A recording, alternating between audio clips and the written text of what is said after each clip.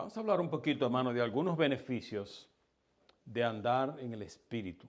Algunos beneficios de andar en el Espíritu. Yo quiero solamente decir que los beneficios de andar en el Espíritu son muchos, pero voy solamente a señalar 2 o 3 de esos beneficios que yo creo que para todos los que estamos aquí no le es extraño. Todos estamos conscientes de, ¿verdad?, de las implicaciones de la vida cristiana. Y básicamente, hace años que yo aprendí algo que no podemos olvidar como creyentes, pero a veces se nos olvida.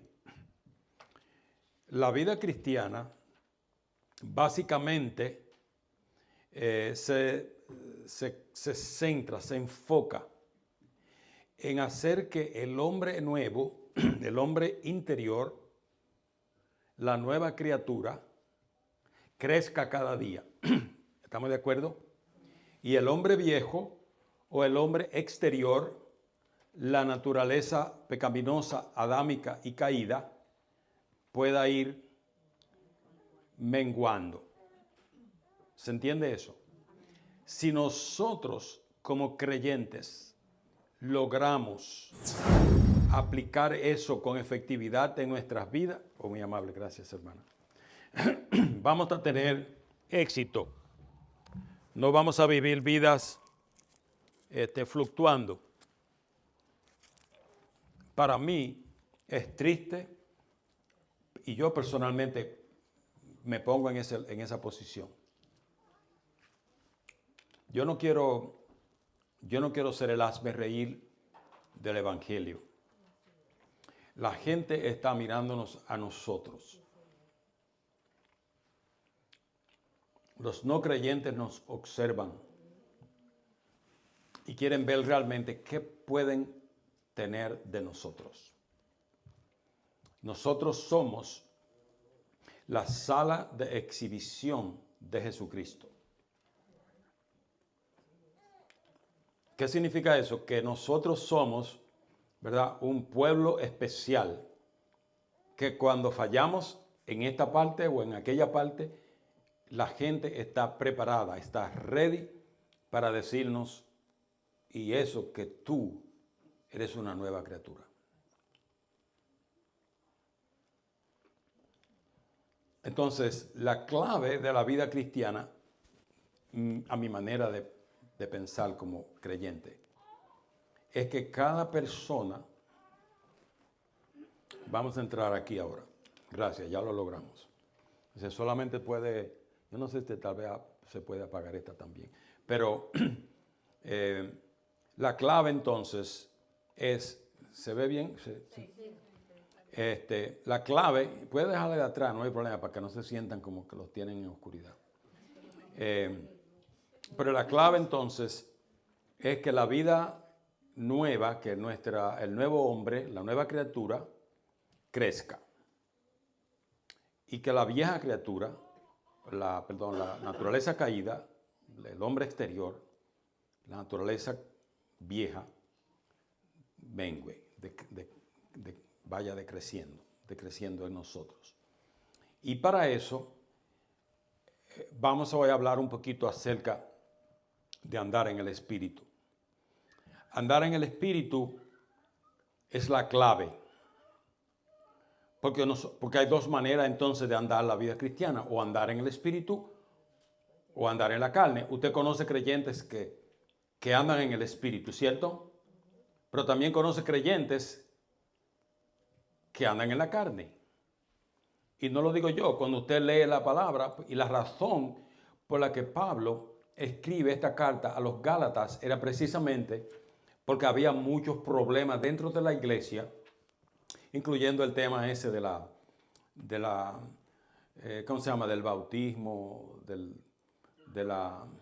que tú tenías que decir, de la ley, el don de lengua, pero básicamente la ley, que si tú tenías para ser creyente, tú tenías entonces que ser circuncidado, y después que esto, entonces te mezclaban, ellos tenían una mezcla entre la ley y la gracia. Y Pablo salió allí porque también habían escándalos de pecado dentro de la misma iglesia. Y esa es la razón por la que él escribe esta carta a la iglesia de Éfeso. Y comienza diciendo así, puse así, beneficios de andar en el Espíritu. ¿Se puede leer de ahí? Y si no, yo lo voy a ir mencionando. Dice, esta carta fue dirigida a la iglesia de los Gálatas, que había sido drásticamente atacada por enseñanzas de doctrinas falsas. Como le dije, ellos tenían una mezcla ahí media rara ahí. Y cuando usted los lee a ellos, usted se va a dar cuenta que estaban pidiéndole a la gente que se convertía de nuevo, no, tú tienes que hacer tal cosa, tienes que hacer, pero eso no era bíblico.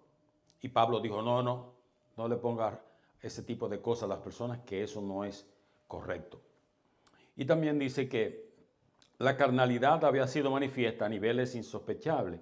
Dice, a propósito de la situación de la iglesia, el apóstol les escribe en la lectura que nos ocupa, ya la hermana leyó de Gálatas 5:16, él escribe para guiarles acerca de los beneficios de andar en el Espíritu y les advierte de las consecuencias de andar en la carne. Puede subirlo ahí el primer versículo, hermano. Entonces, el primer beneficio es comenzar un nuevo estilo de vida. O sea, andar en el Espíritu nos ayuda a comenzar un nuevo estilo de vida. Y yo me pregunto, y yo sé que ustedes están haciendo la misma pregunta también, andar en el Espíritu. ¿Qué significa? Que andar quiere decir que es la manera que nosotros expresamos nuestra vida cristiana. Es la manera como usted va al trabajo, es la manera como usted va a la farmacia, es la manera como usted va a visitar un familiar, es la manera como usted va al supermercado, es la manera como usted visita su iglesia, y todo ese modelo de cómo usted expresa su vida cristiana y su fe, eso representa su andar. Esa es la manera que usted anda. ¿Estamos de acuerdo? Su andar. Pues Pablo dice, andar aquí lo da como una orden, como un imperativo. Andad en el Espíritu. Como diciendo, no caminen de otra manera, porque si caminan de otra manera, van a romper el modelo. Pero andad en el Espíritu, en otras palabras, es un mandato, es una obligación de cada creyente andar en el Espíritu. Y el primer beneficio es porque si nosotros logramos andar en el Espíritu, como la palabra de Dios nos exhorta, nos invita, vamos a mostrar un nuevo estilo de vida. ¿Es fácil andar en el Espíritu cuando tenemos una lucha permanente entre las dos naturalezas? No. El que diga que es fácil caminar la vida cristiana está equivocado.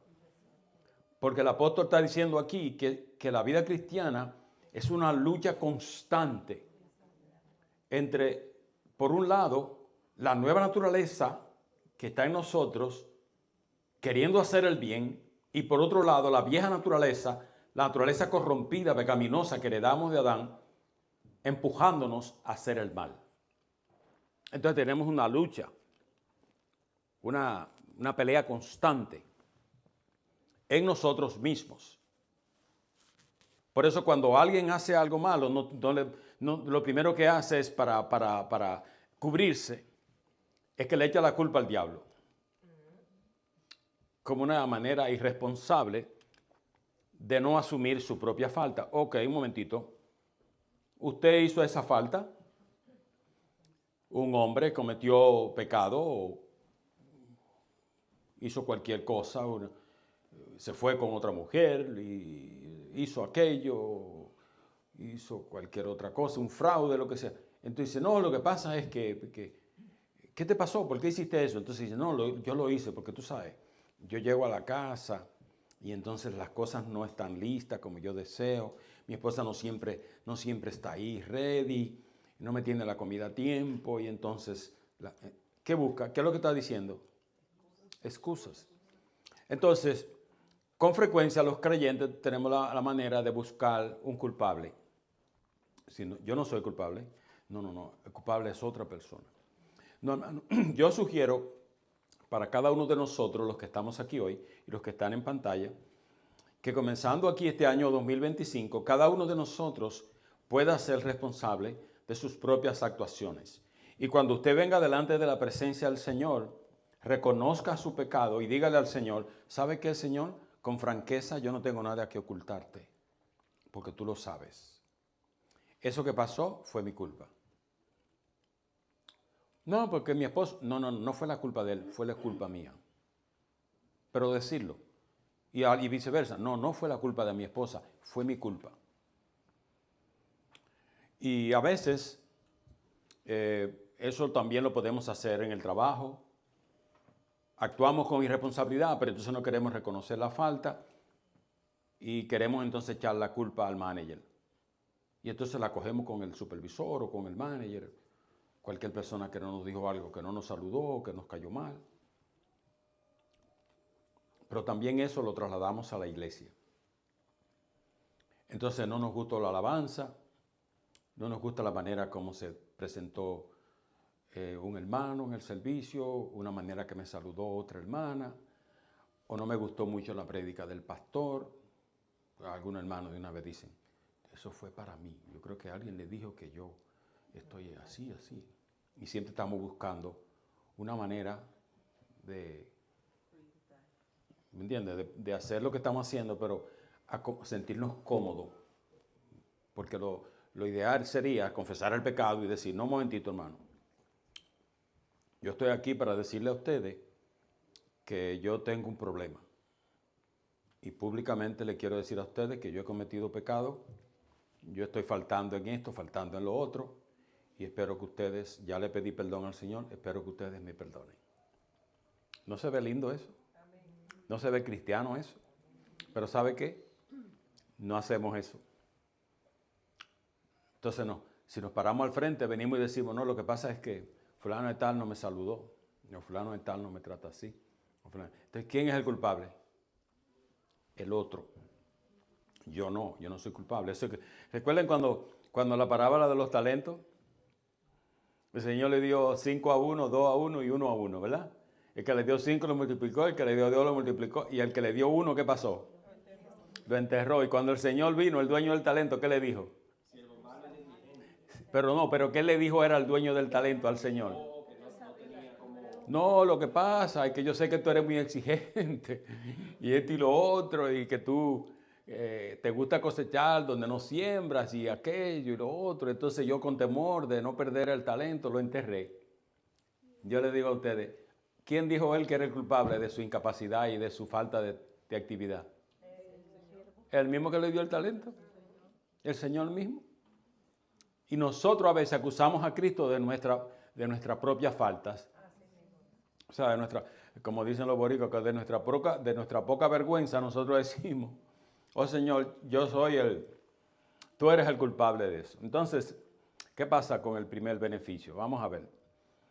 La idea en el griego, cuando el apóstol dice, andad en el Espíritu, es ser gobernados por el Espíritu. Y yo le pregunto a los que estamos aquí, ¿a quién le gusta ser gobernado?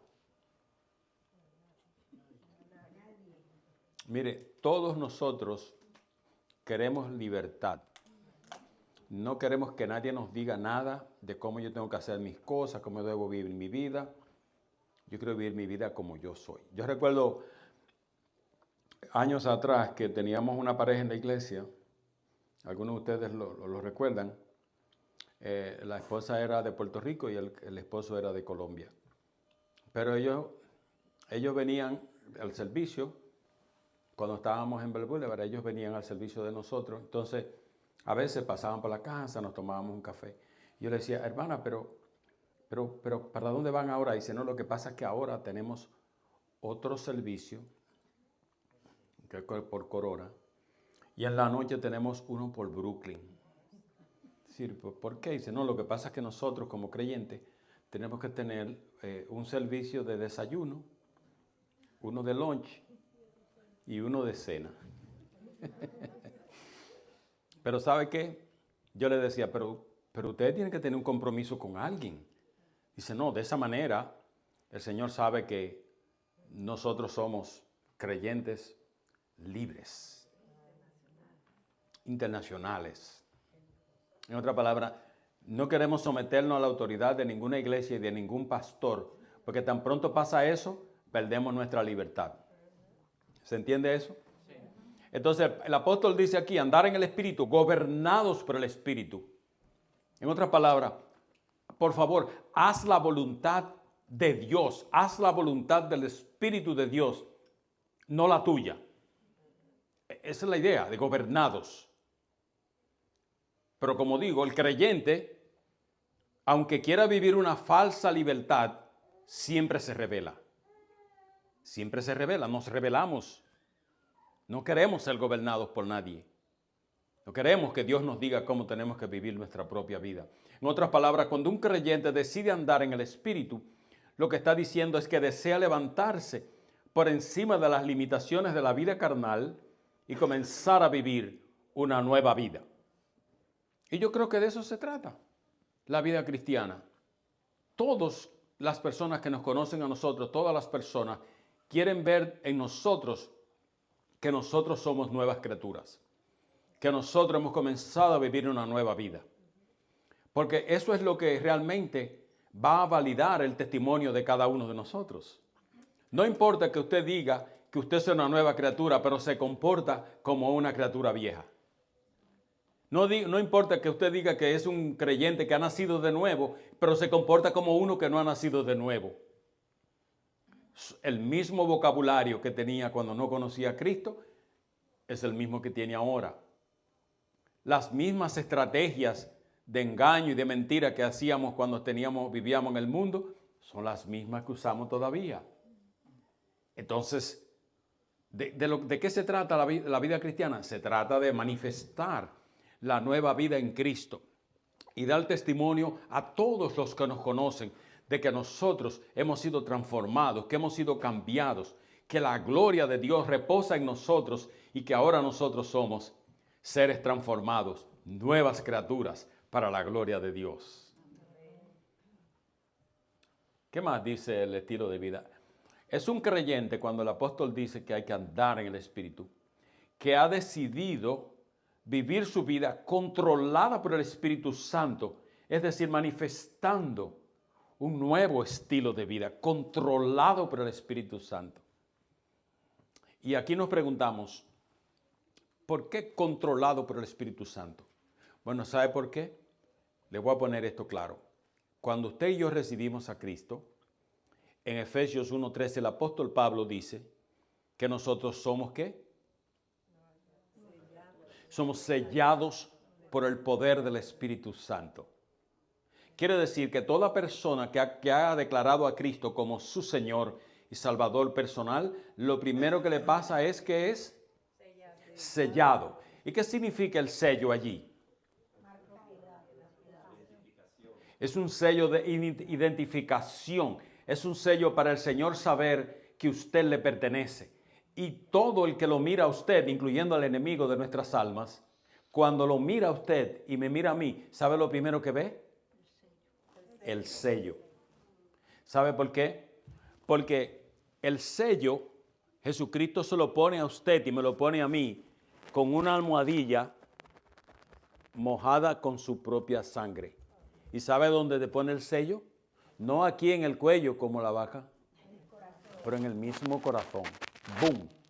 Quiere decir que ahora tú eres una persona que perteneces a Cristo.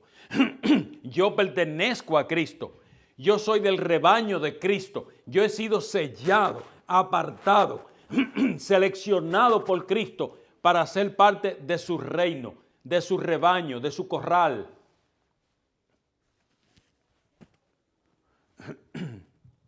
Entonces, controlado por el Espíritu Santo, significa entonces que yo voy a permitir que el Espíritu Santo tome control de mi vida completa cada día, poco a poco. No va a pasar de un día para otro, usted puede ver en la Biblia que la unción total o la llenura total del Espíritu Santo, el Señor se la puede dar a usted si Él quiere ahora mismo. Pero ¿cómo ocurre la llenura del Espíritu Santo en la vida de un creyente? No ocurre de la noche a la mañana. Es un proceso en el cual nosotros vamos cada día creciendo como el niño. Porque ¿cómo nacemos al Evangelio? Como niños espirituales. Pero usted la semana siguiente, después que acepta a Cristo, un niño chiquitito no está comiendo arroz con habichuela y pollo. Usted lo mira ahí, tenemos al niñito en la casa con nosotros, a Noah, y el pobrecito me ve cuando yo me estoy comiendo la comida y lo que me mira, y que él no puede comer. Y Camila dice, abuelo, él no puede comer, es chiquito, es pequeño. Digo, sí, es pequeño. Él solo puede tomar leche. Entonces nosotros, cuando estamos recién nacidos en Cristo, solo tomamos leche. ¿Qué tiene que pasar para poder ir nosotros más adelante a tomar ya viandas, comidas fuertes? Tenemos que crecer. Tenemos que hacernos grandes espirituales. Pero en ese proceso de crecimiento ocurre lo que la hermana estaba diciendo. Hay muchas personas que son jovencitos, comienzan en la iglesia y en el caminar con Cristo, ¿qué hacen? Se apartan. Y hay otros que están caminando con Cristo y de repente comienzan a dar vueltas y usted de repente un día no los ve más aquí. Y usted pregunta, ¿y qué pasó con ese hermano? Bueno, se apartó, se enfrió, ¿qué podemos hacer? Entonces, la clave de cuando el apóstol dice aquí, controlado por el Espíritu Santo, está diciendo que no debemos dejar apagar la llama del poder del fuego del Espíritu Santo en nosotros. Y yo digo, ¿es fácil? No. Porque si fuera fácil, nunca el fogón se apagaría. Pero hay fogones que se apagan. Porque hay falta de personas soplando. O hay faltas de personas atizando la leña. Y de repente se apagó el fuego. El cristiano es la misma cosa. ¿Cómo usted atiza la leña en la vida cristiana? Orando, buscando la presencia de Dios, tomando tiempo de rodillas delante del Señor, leyendo la palabra, meditando la palabra, compartiéndola con otras personas, siendo humilde, siendo sencillo, siendo obediente a la palabra. Cuando le toque ser obediente, dando para el Señor lo que Dios le ha dado de bendición, darlo en amor y sin queja y servirle al Señor y hacerlo para su gloria. Y entonces, ok. Porque de lo contrario, si yo dejo de atizar mi vida cristiana, si yo dejo de soplar el fuego de mi vida cristiana en mi vida, ¿qué va a pasar con la llama del poder del fuego del Espíritu Santo que ahora ha sido puesta en mi vida? Se va a ir apagando. En muchos creyentes usted dice, ay, pero fulano se ha enfriado. Claro, porque casi no viene a la iglesia, porque no lee la palabra, porque no ora. Y entonces el domingo, ¿qué hace? Se va para un supermercado, o se va para la playa, o se va para cualquier otro lugar. Pero cuando está en esos lugares dice, no, pero yo soy un creyente lleno del poder del Espíritu Santo. No, ha comenzado a aflojar la leña, ha comenzado a aflojar el fuego. Y Pablo dice, andad en el Espíritu, ser gobernado por el Espíritu. No suelte la llama, no atiza tu leña, sopla, sopla, sopla. Trabaja en esa dirección, trabaja buscando el rostro del Señor y usted va a ver la diferencia. Comenzando este año, cambies la estrategia. Y diga, ¿sabe qué? Y esto es un desafío que le hago a las damas, caballeros, a los jóvenes, a los niños, a todos, misiones, a todos. Ponga un día en la semana que usted va a decir, no, ábranme el templo que yo quiero venir aquí con los 3 miembros del comité o 4 de misiones. Y nosotros vamos a clamar aquí por los misioneros. Vamos a clamar aquí por el proyecto tal, el proyecto tal. Vamos a darle gloria a Dios para que este año sea el mejor año que hemos tenido en misiones. Porque una iglesia misionera, una iglesia que alaba, que glorifica el nombre de Dios, que da para las misiones, es una iglesia bendecida, es una iglesia prosperada. Escríbalo. Yo no conozco una sola iglesia que sea una iglesia que le guste colaborar y ayudar las misiones y los misioneros, que sea una iglesia que está pidiendo o mendigando. No, porque el Señor le provee y le envía. Gobernados por el Espíritu, quiere decir. Entonces, podemos hacer dos cosas contra el Espíritu Santo. ¿Cuáles son? Dice la Biblia. Podemos apagar o podemos contristar al Espíritu Santo. Y cuando se apaga el Espíritu Santo en nosotros, cuando dejamos de soplar, cuando dejamos de atizar, cuando dejamos de hacer lo que tenemos que hacer. Para que no se le olvide, el Espíritu Santo se apaga cuando usted y yo dejamos de hacer lo que tenemos que hacer. ¿Y qué es lo que tenemos que hacer? Pero póngalo en el lenguaje común. Atizar y soplar. ¿Qué quiere decir eso? Trabajar en su vida cristiana. Ahora, ¿cómo? Esto es para apagarlo, pero ¿cómo se contrista el Espíritu Santo? Y eso no se le va a olvidar. ¿Cómo se apaga? Dejando de soplar y de atizar. ¿Y cómo se enfría? ¿Cómo se entristece? ¿Se contrista? No, ¿cómo se contrista? Cuando dejamos de hacer las cosas que tenemos que hacer.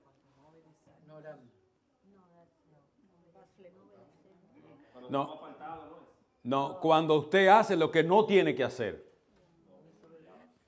El Espíritu se apaga cuando nosotros dejamos de soplar y atizar.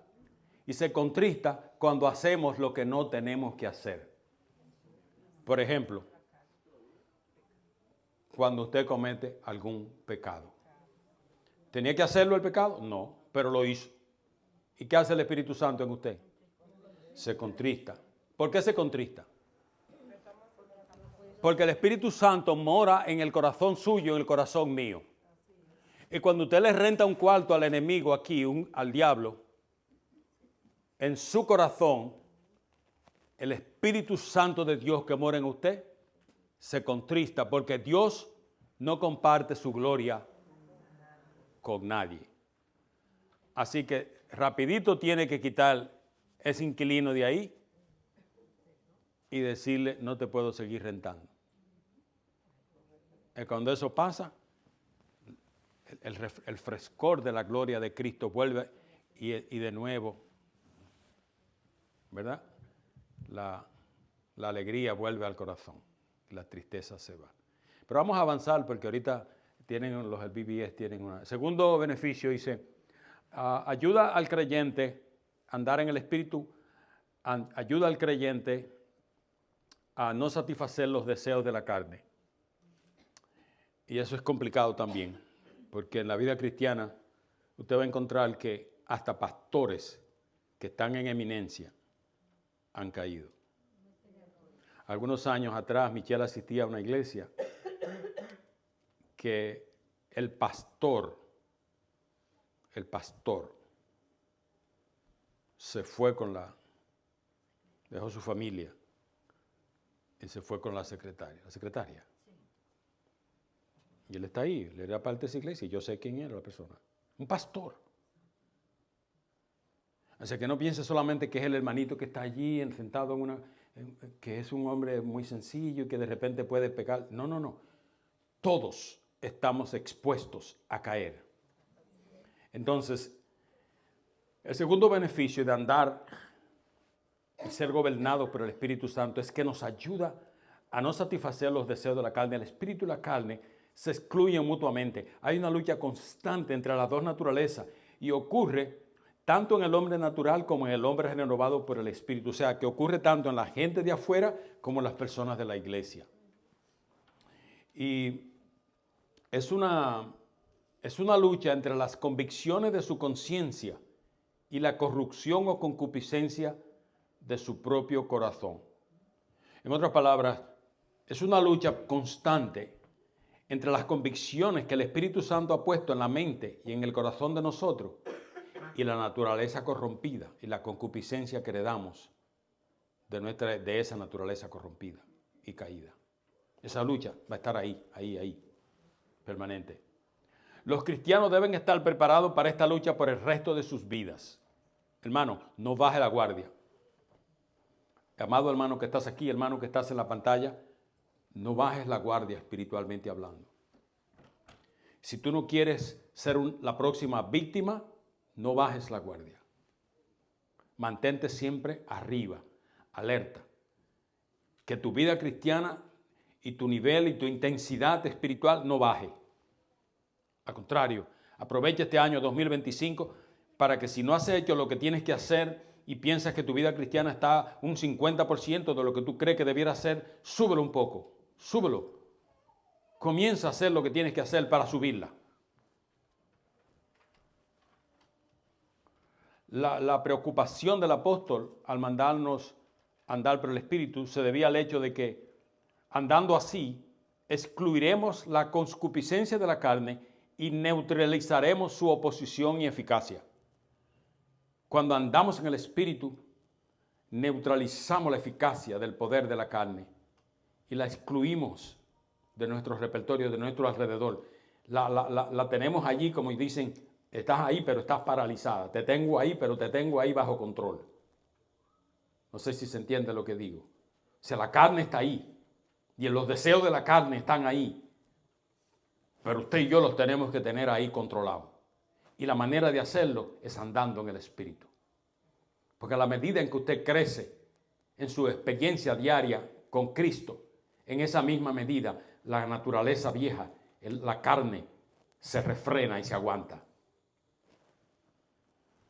Número 3. El tercer beneficio, si el creyente camina con el poder del Espíritu, será un creyente espiritual. Y si camina bajo el poder de la carne, será un creyente carnal. Nada más hay 2 tipos de creyentes, no 3. 2. El creyente espiritual y el creyente carnal.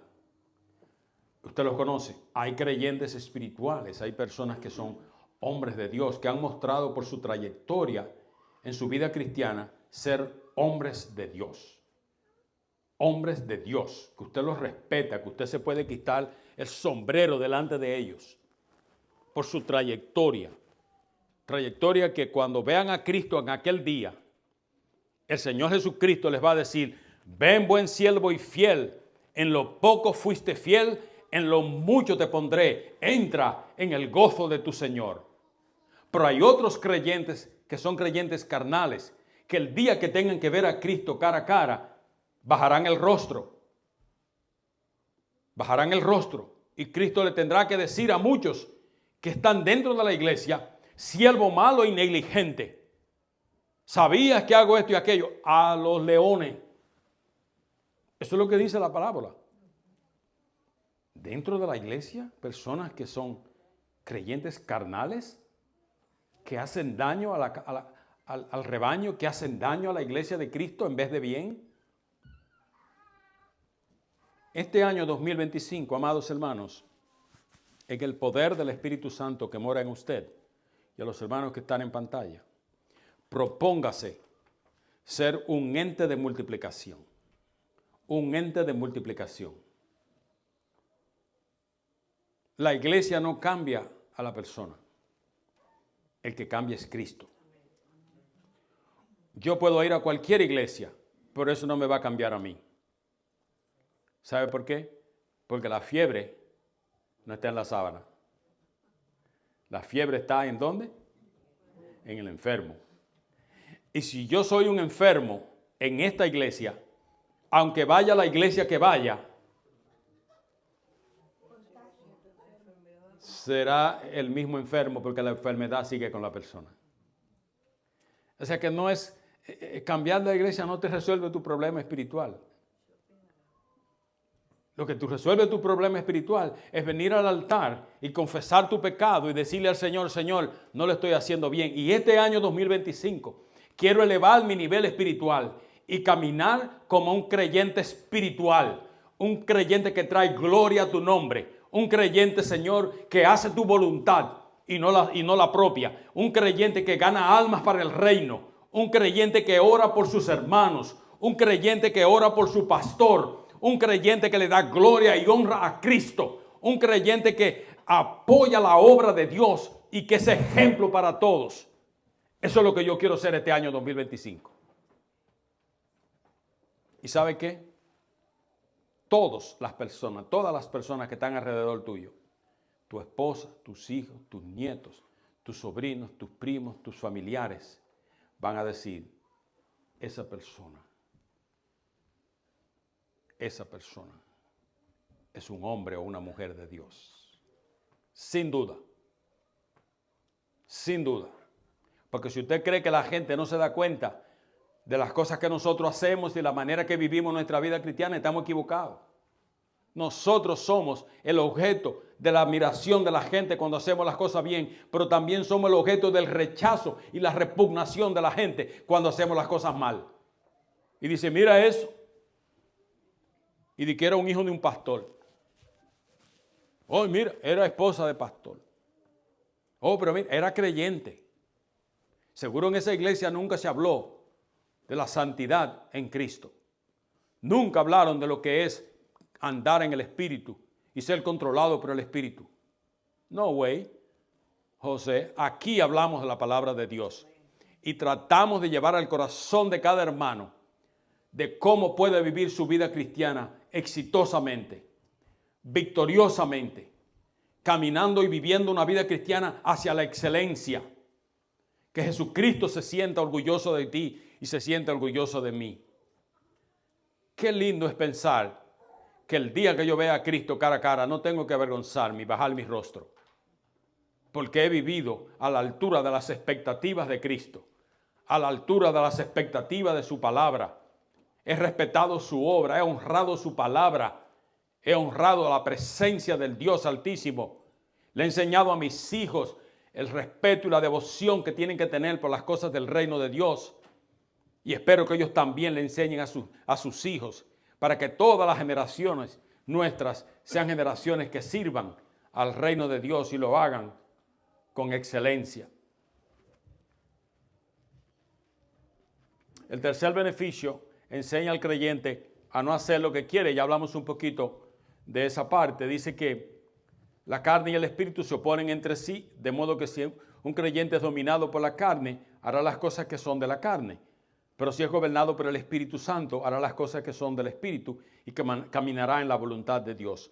Andad en el Espíritu, asegura que ya no haremos lo que nos place, ni caeremos en la falsa libertad de los carnales, sino que haremos lo que agrada a Dios y andaremos en la libertad gloriosa de los hijos de Dios. Y yo creo, amados, que cada uno de nosotros como creyentes puede preguntarse siempre en su vida, hacerse esa pregunta: Señor, lo que estoy haciendo actualmente y la manera como estoy viviendo mi vida, ¿te agrada a ti?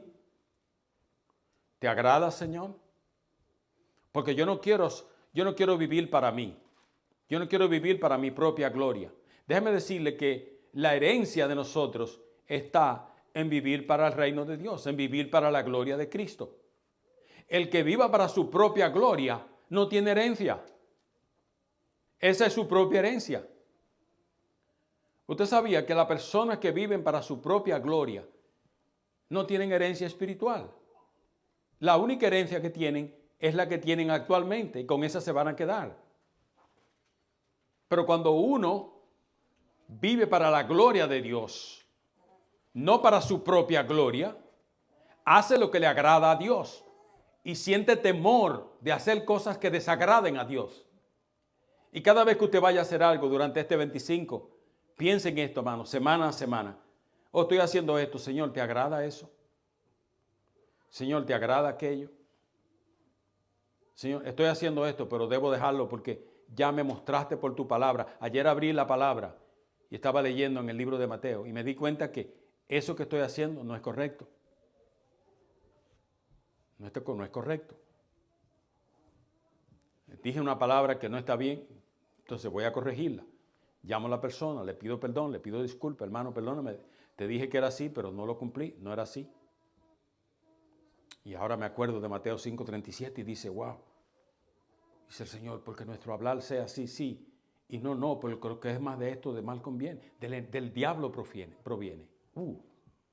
Entonces ya me voy a acostumbrar. Cada vez que diga algo, voy a pensar. Y no me pasa a usted, me pasa a mí. Oh Señor, quiero cada vez que abra mi boca, abrir palabras de sabiduría, palabras de sabiduría. Pero la única manera que puedo hacerlo, ¿sabe cómo usted puede tener palabras de sabiduría siempre en sus labios? ¿Alguien me puede decir? Clamándole a Dios. Esa es una manera, pero hay una manera práctica que está en la palabra de Dios, que usted se puede dar cuenta. Cada vez que usted abre su boca, usted habla palabras de sabiduría. ¿Cuándo?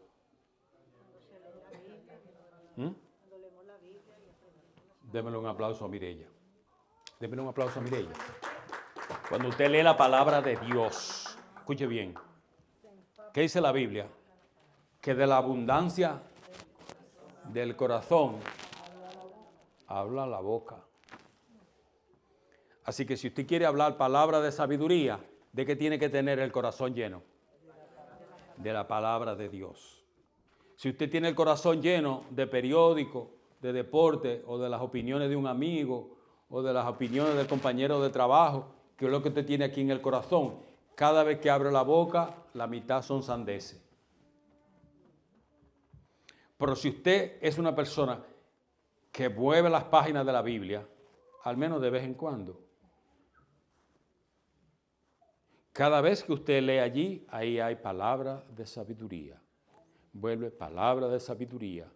Y entran por los ojos y bajan por aquí y llegan al corazón. Y vuelve de nuevo y bajan aquí. Y se convierte en una conducta. Se convierte en una conducta.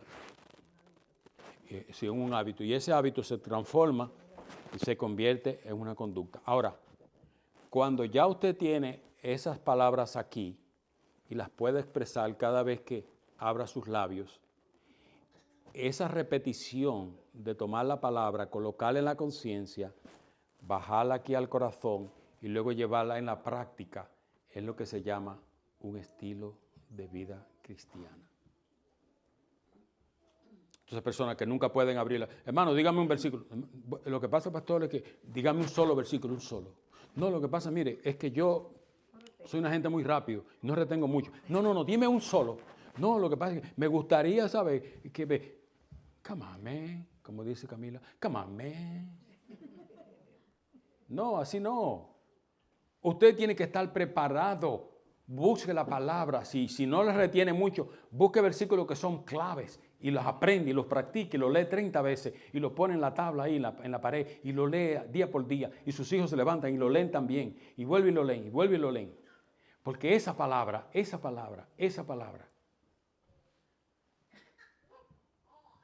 se queda. Los niños lo repiten, los niños, usted lo ve, ellos cantaron eso hace varias semanas, pero lo siguen cantando. Y Camila, toda esta semana que estaba con nosotros, se la ha pasado cantando, yo tengo un amigo que me ama, y se la sabe entera. Porque quiere palabra de Dios. Entonces, cada vez que usted hable, trate de hablar palabras que están en el libro, palabras de Dios. Y cada vez que va a los sitios le dice, oye, pero este no me habla de la Biblia. No, yo también hablo de béisbol, pero me gusta hablar más de la Biblia. A Jesucristo le dijeron lo mismo. Cada vez que tú llegas aquí nada más viene a hablar lo mismo. Y ese día entró a la casa de Lázaro y de Marta y María, y de una vez se sentó, Marta se fue para la cocina, María se sentó a los pies, y empezó Jesucristo a hablarle del reino. Y Marta sale de la cocina. Jesús, pero cada vez que tú vienes aquí solamente viene a hablar de eso, de que el reino, que tu padre, que aquello. Sí, pero ella cogió la mejor parte, por eso que ella me está escuchando aquí y tú sigues haciendo tu oficio allí. Amados, cada persona que es capaz de conocer la palabra y colocarla aquí en el corazón, no solo en la mente, pero bajarla aquí al corazón, va a poder, cada vez que hable, tener una palabra de sabiduría. Y alguien viene donde ti con un problema y no le mande al psicólogo de una vez o al psiquiatra o no le diga, vete ante el pastor. No, siéntate aquí. Mira lo que dice la palabra. ¿Cómo tú la sabes? Porque la tengo aquí y ya la puse aquí. Así que siéntate ahí. Puede ser un hijo. Tu hija va a venir donde ti. Mira, papi, que me pasó esto en la universidad. Tienes que tener una palabra. Tu hija va a venir donde ti, papi. Este muchacho ya yo creo que no vamos a seguir. Porque me está dando una nota rara. Salió con un amiguito por ahí, después se fumó un cigarrillito. Mi hija, mira, la palabra dice, y por aquí, y esto, palabra de sabiduría. Palabra de sabiduría. Pues si solo le vas a dar la opinión, dice, papi, pero tú no me dices nada que dice la palabra. Mija, porque yo no tengo nada. Lo que tengo aquí en la cabeza es llena de tonteras, la cosa del mundo.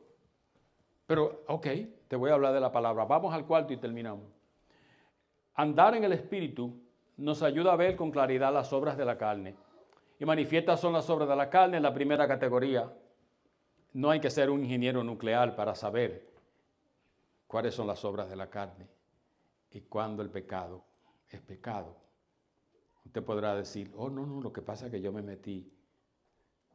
Como el tipo que va a la luz, el pastor Mato decía, va manejando, ve la luz que está roja, pero dice, yo voy a seguir.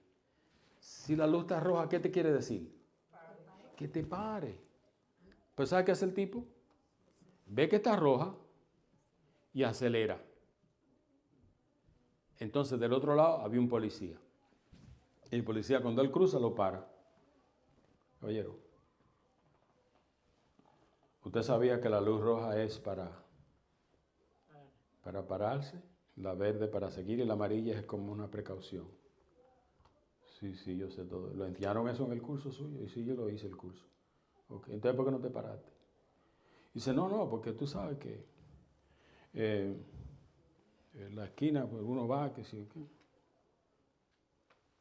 Así que, hermano, nosotros tenemos la parte de... El pastor tenía su cosa y dice, no, lo que pasa es que le hace como trata de buscarle la manera al policía. El policía, no, yo no te vi a ti, algo así le dice.